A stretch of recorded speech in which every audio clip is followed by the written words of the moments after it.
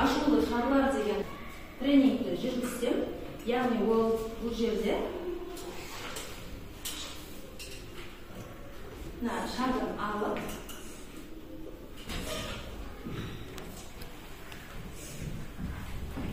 ойынымыздың мақсаты шарды алып, оны үреміз, яғни ішіміздегі бар ашуымызды, бар өкпе ренішімізді, болады ғой, балаларға деген бір нәрсені білдіріп қойса, ашуланасыз ғой. Сондай мақсатта осы шарды үрсеңіздер.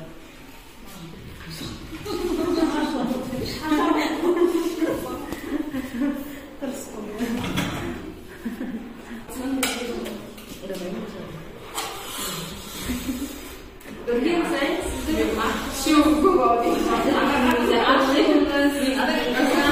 өкпе ренішіңіз болады ғой, балдарыңыз қатты ренішіп алған жағдайдағы ауаның бәрі, ашудың бәрі осыған ішіне жіберіңіздер.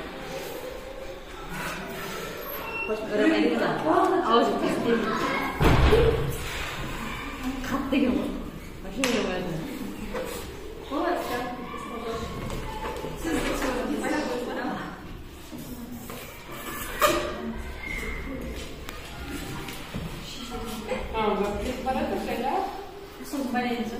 Жоқ, кішкене сіз күтіп енді елестетіңіз. Мынау шардың ішінде сіз ашуланып тұрған, ызаланып тұрған сізсіз. Ашуыңызды бәріміз аңсаңыз. Енді балаңыздың істеген әрекетіне қарай сіз ашуыңызды осы шарда шығару арқылы алыңыз. Жарыңыз. Қолыңызбен жарыңыз. Негізі бар.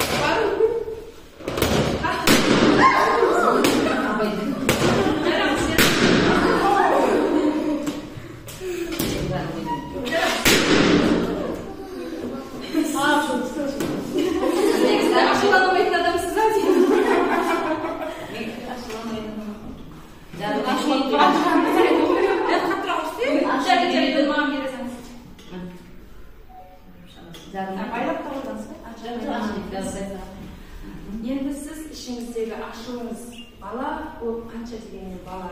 Нені білдірсе де оның аты бала. Енді ішеуіңіз жағыңыздар, ол іштегі ашуды сіз бірден келіп баладан алатын болсаңыз, егер баладан өздері шошыды, көріңіздер, дауыстар шықты. Яғни бірден балаға психологиялық жағы күш келтіресіз. Бірден ашуланып, бірден қолыңыз кетіп қалады, кетпейді емес. Ал сол арқылы біз баланың жүрегіне сізге деген жолды азайта береміз. Шындықты айтудан жасқанатын болады. Баланың сізге бір нәрсені ойланып айтудан тартынатын болады. Бірте-бірте өскен сайын сізге деген алшақтық пайда бола бастайды.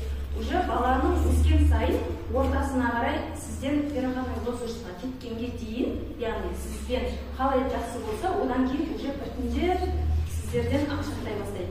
Оның бірден бір себебі, сіз қанша ашуланып тұрған кезіңіздегі шығарған осындай эмоцияңыз, ашуыңыз, ызаңыз, өкпеңіз, ренішіңіз, соның барлығы балаға кері әсерін тигізеді. Ал егер біз осындай қалпындағы үрген шарды егер жәймен шығарып болса, балаға да өзіңізге де зиян келмесе. Бұл тренинг арқылы мен қандай жағдай болса да, тек жәймен іштегі немізбен өзіңіз күресуге сіздерді, бірден ұрсып тастамауға болады. Не бір ата-ана бар, жоқ емес. Ұрсып бірден ұрып тастайтын ата-ана бар. Соның арқасында баласы мен ата-ана арасындағы қарым-қатынас бұзылады. Сондай әдемі қарым-қатынасты бұзбайық деген мақсатта жүргіздім.